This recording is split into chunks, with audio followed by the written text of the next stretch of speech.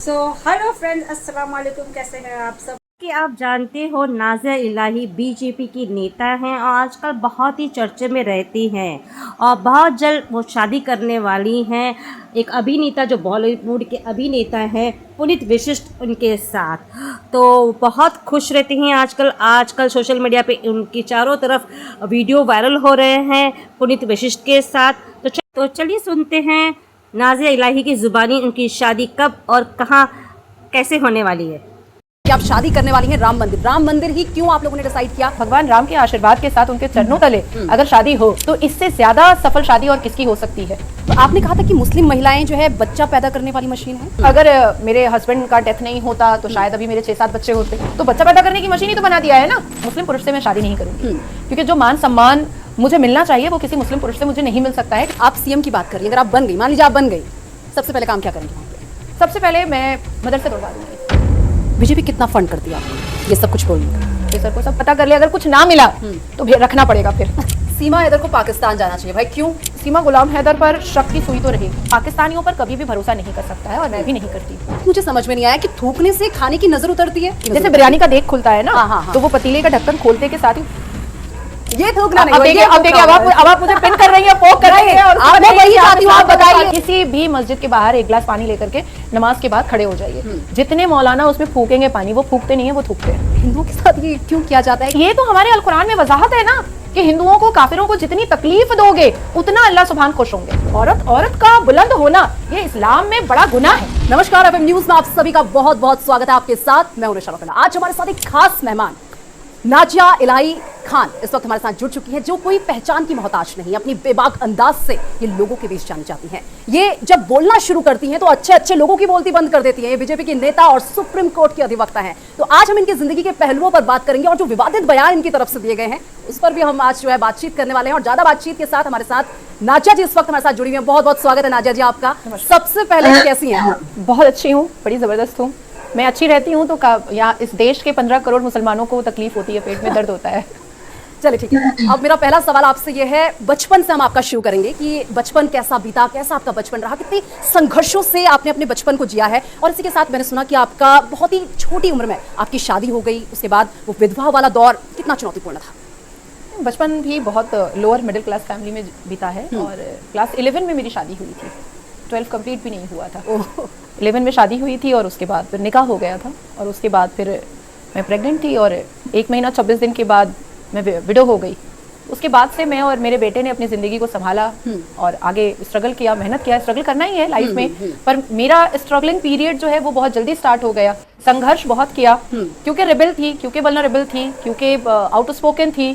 तो इस वजह से और भी ज़्यादा संघर्ष की जो परिस्थिति जो है वो और भी कठिन होती चली गई। लेकिन मैंने हैंडल किया और महादेव की कृपा रही कि आज आपके बगल में बैठने का मौका मिला।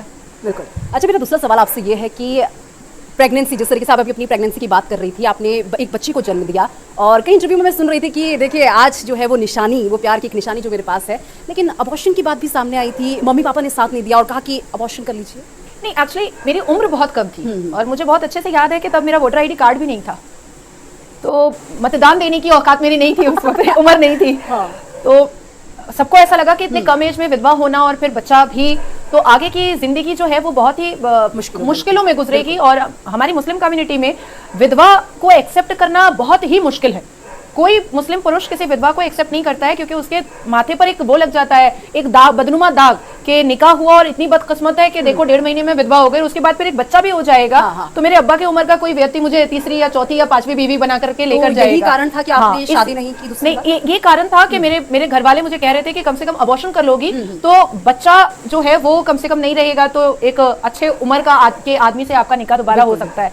लेकिन मुझे बच्चा पैदा करना था क्योंकि जो भी परिस्थिति थी और जो भी दिक्कतें या मुश्किलात मेरे सामने आई वो मेरी तकदीर थी और महादेव ने यही मेरी तकदीर में लिखा था। तो इसलिए मैंने बच्चा तो पैदा किया और बच्चा पैदा करने के बाद मुझे पता था कि मेरी मुस्लिम कम्युनिटी में मेरे उम्र का या मेरे मिजाज का या मेरी पसंद का कोई लड़का मुझे नहीं मिलेगा। मुझे कॉम्प्रोमाइज करना पड़ेगा, सैक्रिफाइस करना पड़ेगा। और अगर मैं ये सारी चीजें सैक्रिफाइस कर भी लेती हूँ तो भी मेरे बेटे को पिता का, ओरिजिनल पिता का प्यार वो आदमी, वो व्यक्ति नहीं देगा। क्योंकि मुस्लिम कम्युनिटी में क्या होता है, जो पुरुष होते हैं वो सिर्फ अपने पैदा किए हुए बच्चे को ही एक ओरिजिनल, एक लॉयल प्यार दे पाते हैं। अच्छा। लड़की अगर पहले पति का बच्चा लेकर आ रही है तो वो बिल्कुल भी दूर हो जाता है, साइड हो जाता है। तो इसलिए मैंने 2 फैसले लिए और 2 फैसलों पर मैं बिल्कुल अटल रही और वो दोनों फैसलों पर मैं बिल्कुल प्रखर रही। और आज पूरी दुनिया देख रही है, मेरा बेटा बहुत लाविश लाइफ और बहुत ही खूबसूरत जिंदगी बिता रहा है, मैं भी बहुत लाविश लाइफ और बहुत खूबसूरत जिंदगी बिता रही हूँ। तो मुझे ऐसा लगा कि इतनी कम उम्र में जो फैसला मैंने लिया वो फैसला बहुत अच्छा था। चलो, इसी के साथ जब बच्चों की बात हो ही रही है तो एक बयान जो है, आपकी चीज़ें चलती रहती हैं, तो ऐसे में आपने कहा था कि मुस्लिम महिलाएं जो है बच्चा पैदा करने वाली मशीन है। आप भी तो एक मुस्लिम महिला हैं, तो आप भी उसी कैटेगरी में आती हैं? बिल्कुल आती। अगर मेरे हस्बैंड का डेथ नहीं होता तो शायद अभी मेरे 6-7 बच्चे होते, या मैं किसी और व्यक्ति से मेरा निकाह हो जाता तो शायद अभी मैं बच्चा पैदा करने की मशीन मैं भी बन जाती। आप मुस्लिम पाड़ा मोहल्ला में, एरिया में आप जाइए, एक मतलब एक मम्मी पापा अम्मा अब्बा है और उसके 15 बच्चे हैं, 11 बच्चे हैं, 9 बच्चे हैं। हाँ। मैं कोलकाता में जो मेरे एंसेस्टर का जो घर था और दिल्ली जामा मस्जिद के पास जो मेरे एंसेस्टर का घर अभी भी है, तो उसमें दोनों जगहों पर मैंने देखा है कि जो पास पड़ोस जो नेबर थे, किसी के 15 बच्चे, किसी के 11 बच्चे, किसी के 9 बच्चे। और अक्सर जिन केसेस को मैं देखती हूँ मुस्लिम कम्युनिटी की जो बेटियां मेरे पास आती हैं केसेस लेकर के, उसमें एक मूल बात ज्यादा आती है कि मेरा शरीर साथ नहीं दे रहा है लेकिन मेरा पति मेरे से बच्चा पैदा करवाए जा रहा है। और प्रैक्टिकल तरीके से मैं देखती हूँ कि मुस्लिम कम्युनिटी के घरों में मतलब 5 बच्चे से कम तो होता ही नहीं है। बिल्कुल। तो बच्चा पैदा करने की मशीन ही तो बना दिया है ना। शरीर हमारा है, हमारा शरीर खत्म हो रहा है और आप अल्लाह की देन है, अल्लाह की देन है कर करके आप बच्चे पैदा करवा रहे हो, तो हम मशीन तो नहीं है ना। अच्छा, मेरा सवाल आपसे ये है कि मुस्लिम होकर मुस्लिमों का विरोध क्यों?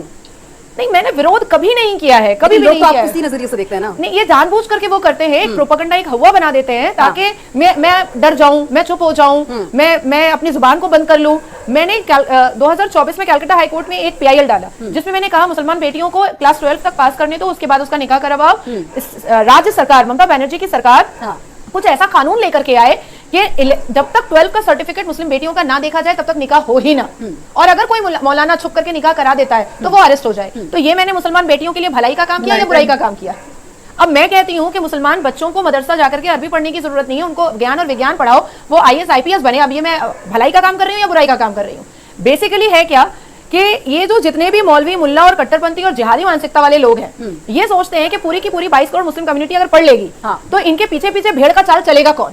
अब असदुद्दीन अवैसी है, असदुद्दीन अवैसी खुद बैरिस्टर बन करके आया विदेश से, अब वो सबको अगर बैरिस्टर ही बना दे तो फिर ये नारे तकबीर उसके पीछे पीछे करेगा कौन? सब तो असदुद्दीन अवैसी की तरह पार्लियामेंट ही जाने का सोच लेगा कि भाई हम भी जा सकते हैं, हम भी बैरिस्टर बन गए, हम भी पार्लियामेंट चले जाएंगे, हम भी मेंबर ऑफ पार्लियामेंट बन जाएंगे। तो ये इनकी चालबाजी है कि भाई मैं बन गया असदुद्दीन अवैसी, मैं बन गया मेंबर ऑफ पार्लियामेंट, अब तुम भेड़ की चाल चलो, तुम मेरे नकलची बंदर बन करके चलो और तुम मेरे लिए झंडा और डंडा उठाओ। लेकिन मैं इतनी पार्शियल नहीं हूं और मैं इतनी बदतमीज नहीं हूं कि मैं अपने मुसलमान कौम को जाहिल झपट रख करके, उनको बेहुदा और बदतमीज रख करके मैं जाकर के चौधराइन बनकर के बैठ जाऊं कि हाँ भाई देखो आज नाजिया इलाही खान तो मतलब न्यूज चैनल पे छाई रहती है, नाजिया इलाही खान इस सेलिब्रिटी। नहीं, मैं चाहती हूँ कि प्रत्येक मुसलमान बेटियां नाजिया इलाही खान बन जाए। अब सेलिब्रिटी का आपने जिक्र कर ही दिया है तो एक पहलू जो इस वक्त आपके बिल्कुल चारों ओर घूम रहा है और जिसकी चर्चाएं भी हो रही हैं, अब जरा उसी की बात कर लेते हैं। हिंदू, बिल्कुल मुस्लिम से बिल्कुल हिंदू समुदाय में आप एंट्री लेने वाली हैं, शादी करने वाली हैं, क्या कहें? महादेव की कृपा है, महादेव ने मिला दिया, मैंने स्वीकार कर लिया। और इतने खूबसूरत व्यक्ति, इतने खूबसूरत इंसान अगर टकराए जिंदगी में और वो खुद प्रपोज करे तो मुझे लगता है कि महादेव का आशीर्वाद था, मैंने एक्सेप्ट किया, ठुकराया नहीं। अच्छा, काफी टीवी चैनल्स में आप ये कहती हुई नजर आती हैं कि मैं तो सिंगल हूं, बट ये मिंगल कब आप बन गई? जरा ये भी हमारे दर्शकों को बता दीजिए, काफी उत्सुक है और काफी लोगों के तो कॉल भी आए कि भाई वो तो कहती थी कि मैं सिंगल हूं, और कब ये इतनी क्लोजनेस आ गई?